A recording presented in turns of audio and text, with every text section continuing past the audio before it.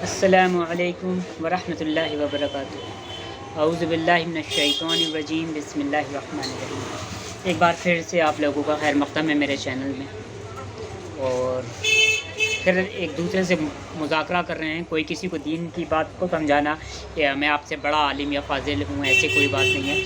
صرف ایک بات کو دہرایا جاتا ہے جس سے ہمارے اندر وہ چیز جو ہے وہ شامل ہو جائے جو چیز ہمارے اندر ابھی نہیں ہے۔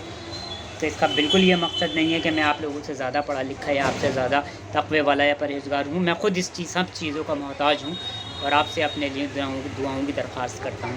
امید کرتا ہوں آپ سب لوگ خیریت سے ہوں گے، میں خیریت سے ہوں۔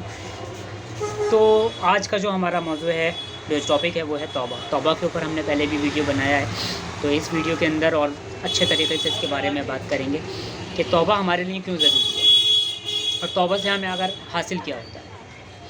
اور توبہ ہماری روحانی غذا ہے۔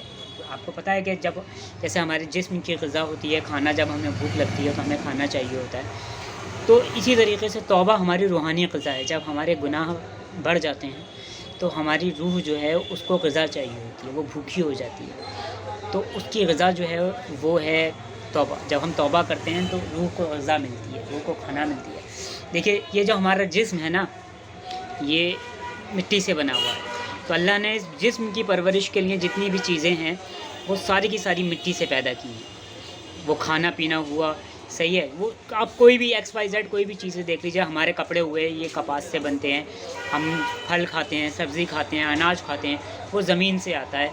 باقی جو مویشیوں سے آتا ہے وہ سب، مطلب آپ XYZ جتنی بھی چیزیں دیکھیں گی جو ہماری باڈی سے ریلیٹڈ ہیں، جو ہماری باڈی کو انرجی دیتی ہیں، وہ ساری چیزیں اللہ نے مٹی سے پیدا کی ہیں، کیونکہ ہمارا یہ جو جسم ہے یہ اللہ تعالیٰ نے مٹی سے بنایا ہے، اور اس کی ساری جو ضرورتیں ہیں وہ اللہ نے مٹی سے پوری کری ہیں۔ لیکن جو ہماری روح ہے نا، وہ ایک روحانی چیز ہے، تو اسی طریقے سے اس کو بھی غذا کی ضرورت ہے، جس طریقے سے ہماری باڈی کو غذا کی ضرورت ہے۔ تو ہماری روح کی جو غذا ہے وہ اللہ کا دھیان ہے، اللہ سے توبہ ہے، اللہ کے سامنے استغفار ہے، اللہ کے سامنے اللہ کی بندگی ہے، اور بندہ بن کر اللہ کے سامنے گڑ گڑانا، اللہ کے سامنے رونا ہے۔ تو ہم اپنی جسمانی جو خواہش ہے اس کو تو ہم پورا کر لیتے ہیں اس دنیا کے تھرو، لیکن جو ہماری روحانی خواہش ہوتی ہے جس کی وجہ سے ہم بے چین رہتے ہیں، وہ ہماری کیا ہے؟ وہ ہماری اللہ کا راضی ہو جانا، اللہ کے سامنے رونا، اللہ کے سامنے گڑ گڑانا، اللہ کے سامنے توبہ کرنا۔ اس سے ہماری روح کو غذا ملتی ہے، اور ہماری اندر کی جو بے چینی ہے وہ ختم ہو جاتی ہے۔ ایک بہت عام بیماری جو آج کل چل رہی ہے وہ ہے انزائٹی ڈپریشن۔ انزائٹی ڈپریشن نام کی کوئی چیز نہیں ہے۔ جب انسان کو کھانا نہیں ملتا تو وہ پاگل ہو جاتا ہے نا، وہ کچھ بھی کرتا ہے، ادھر ادھر جاتا ہے، اس کے باڈی کے اعضاء کام کرنے ختم کر دیتے ہیں، بہت ساری اس کے ساتھ دقتیں آنے لگتی ہیں۔ اسی طریقے سے جب ہماری روح کو غذا نہیں ملتی، روحانیت کی، تو ہماری باڈی بھی بیمار ہونی شروع ہو جاتی ہے۔ تو انزائٹی کچھ بھی نہیں ہے۔ اپنے اللہ سے رابطہ جب انسان کا ٹوٹ جاتا ہے تو وہ انزائٹی کی طرف چلا جاتا ہے۔ تو جب انسان کو اپنے آپ کو صحیح سلامت رکھنا ہے تو اللہ کی طرف واپس لوٹنا پڑے گا، اپنی غذا کا انتظام دوبارہ سے کرنا پڑے گا۔ یہ غذا ہم کو چاہیے، ہمیں روحانی طور پہ۔ جب انسان کی روح کو غذا ملتی ہے نا، تو اس کے پازیٹیو تھاٹس آتے ہیں، پھر اس کے اندر اللہ کی بڑائی سمجھ میں آتی ہے، پھر اللہ کی حکمت سمجھ میں آتی ہے۔ تو یہ بات کہاں سے پیدا ہوگی؟ جب ہم توبہ کریں گے۔ سب سے پہلے ہمیں یہ پتہ ہونا چاہیے کہ ہم گنہگار ہیں، اور اللہ کے نبی نے کہا ہے کہ اے ابن آدم، تم سب کے سب گنہگار ہو، لیکن تم میں سے سب سے بہترین گنہگار وہ ہے جو گناہ کرنے کے بعد اللہ سے توبہ کر لے۔ اللہ نے اس توبہ کے اندر نہ تو یہ رکھا ہے کہ بھائی تو نے 10 بار توبہ کر لی، 12 بار توبہ کر لی، 100 بار توبہ کر لی، 1000 بار توبہ کر لی، اب تیری توبہ قبول نہیں ہے۔